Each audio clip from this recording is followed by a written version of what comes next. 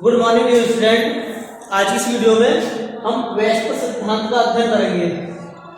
Waste सिद्धांत को 1935 में गिलेस्पी और नाइहोम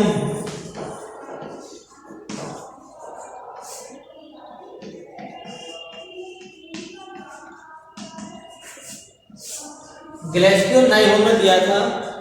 इसका पूरा नाम valence shell electron pair repulsion संयुक्त कोष इलेक्ट्रॉन युग्म प्रतिकर्षण।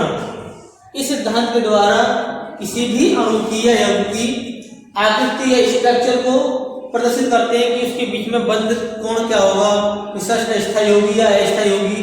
तो वो सब इस संरचना के इसके बारे में बताया गया है।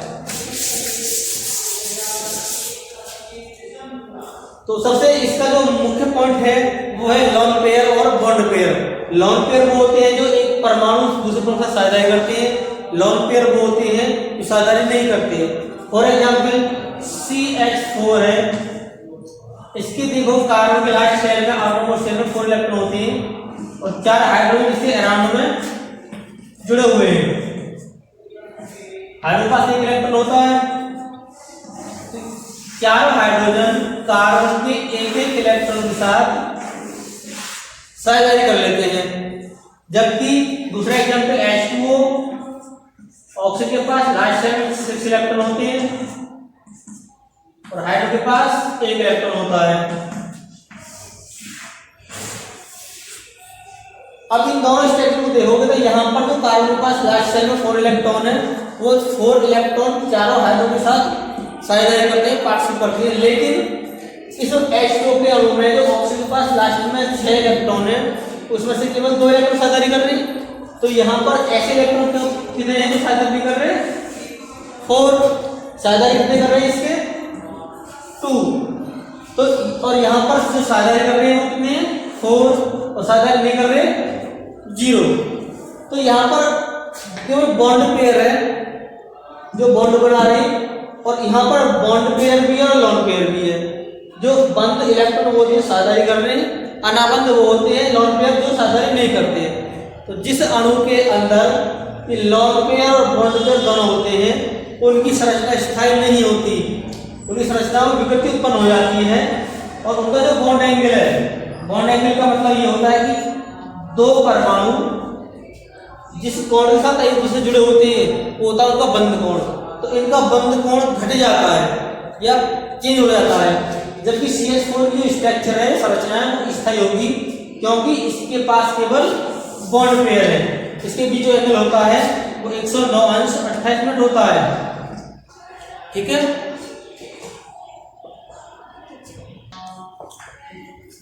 इसमें कुछ पॉइंट दिए थे उन्होंने। सबसे पहला पॉइंट दिया था कि यदि अणु के पास केवल बॉन्ड पेयर इलेक्ट्रॉन है, केवल बॉन्ड पेयर इलेक्ट्रॉन है, तो उस अणु की जो संरचना होती है वो स्थायी होती है, मतलब उसके बीच में बॉन्ड है वो निश्चित होता है। दूसरा पॉइंट दिया था, यदि किसी अणु के अंदर बॉन्ड पेयर और लॉन पेयर, बॉन्ड पेयर भी है और लॉन पेयर भी है, तो उसमें दोनों इलेक्ट्रॉन के बीच में इसकी संरचना अस्थायी होती है। अस्थायी का मतलब है कि बीच का जो कोण है वो चेंज होता रहता है। तो जिनमें लॉन पेयर और बॉन्ड पेयर दोनों होते हैं उनकी संरचना अस्थायी होती है। इनकी स्ट्रक्चर होती है वो लास्ट शेल जो वैलेंस शेल होता है,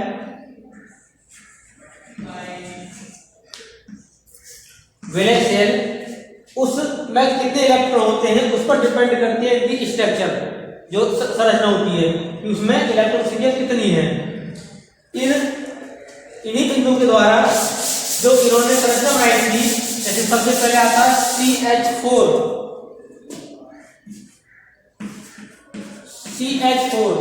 तो इस सिद्धांत के अनुसार कार्बन की अंतिम कक्षा में 4 इलेक्ट्रॉन होते हैं, 1s2 2s2 2p2। फिर 4 इलेक्ट्रॉन है कार्बन की में,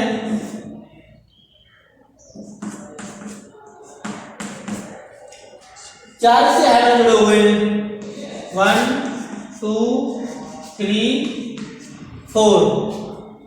हाइड्रोजन के पास केवल एक इलेक्ट्रॉन होता है, तो कार्बन के जो 4 इलेक्ट्रॉन है वो 4 हाइड्रोजनों से एक इलेक्ट्रॉन की साझेदारी कर लेते हैं। अभी मैंने बताया था कि जब किसी भी केंद्रीय परमाणु के पास लॉन पेयर नहीं होते या सारे इलेक्ट्रॉन साझेदारी कर लेते हैं तो उसकी संरचना स्थायी होती है। इसीलिए मैट्रिक्स संरचना होगी वो स्थायी होगी। इनके बीच जो कोण होता है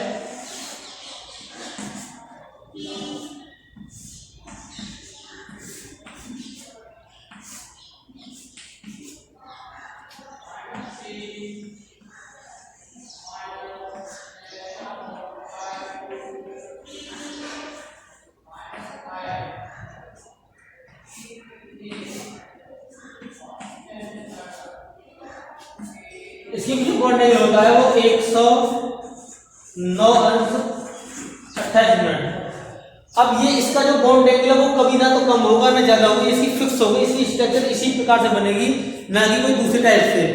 ना ही अनुनाद प्रदर्शित करती है। अनुनाद का मतलब है कि इससे कोई दूसरा रचना हो ही नहीं सकती, क्योंकि इसका बॉन्ड एंगल निश्चित हो गया। ये किस वजह से हुआ है?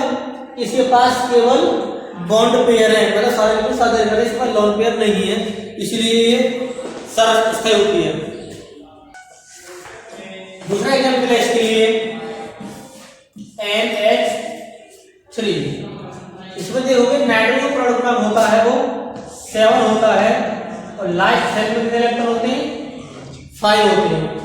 तो एक N के चारों ओर 3 हाइड्रोजन जुड़े होते हैं, 1 2 3 4 5 1 2 3। अब इन 5 इलेक्ट्रॉनों में से 3 इलेक्ट्रॉन तो हाइड्रोजन के साथ साझेदारी कर लेते हैं,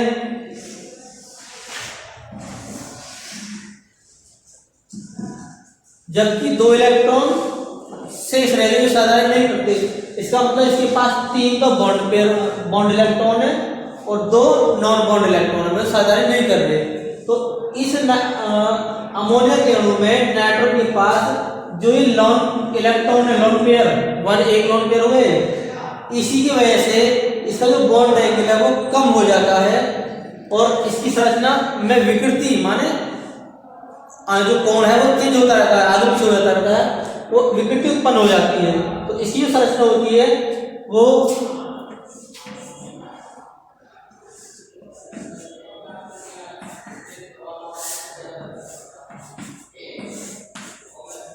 इस आगे होती है और बीच में बॉन्ड कोण होता है वो 160 डिग्री होता है। मैथड में कितना था? 109 था, क्योंकि उसमें केवल बॉन्ड पेयर थे, जबकि इसमें 2 लॉन पेयर की होने की वजह से ऐसे तो बॉन्ड एंगल है वो कम हो जाता है और संरचना अस्थायी होती है इसकी। ठीक है। उसके बाद तीसरा एग्जाम्पल आता है इसका H2O। H2O में देखोगे ऑक्सीजन के दोनों ओर 2 हाइड्रोजन होंगे। ऑक्सीजन का प्रोटॉन होता है 8 2,6। इसके पास लास्ट कोष में 6 इलेक्ट्रॉन है। साझेदारी करोगे 1 2 3 4 5 6। एक इलेक्ट्रॉन हाइड्रोजन के पास हो गया, एक इसके पास हो गया। अब क्या होगा? इसमें जो ऑक्सीजन है वो केवल एक इलेक्ट्रॉन साझेदारी यहां से कर लेगी और एक इलेक्ट्रॉन साझेदारी यहां से।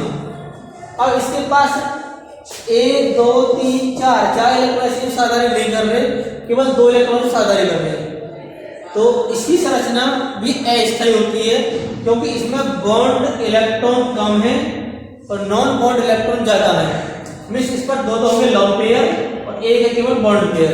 तो इससे जो इसका बॉन्ड एंगल बनेगा दोनों के बीच में वो और कम हो जाता है, क्योंकि लॉन पेयर इलेक्ट्रॉन संख्या और ज्यादा बढ़ गई। तो इसका जो बॉन्ड एंगल होता है वो 105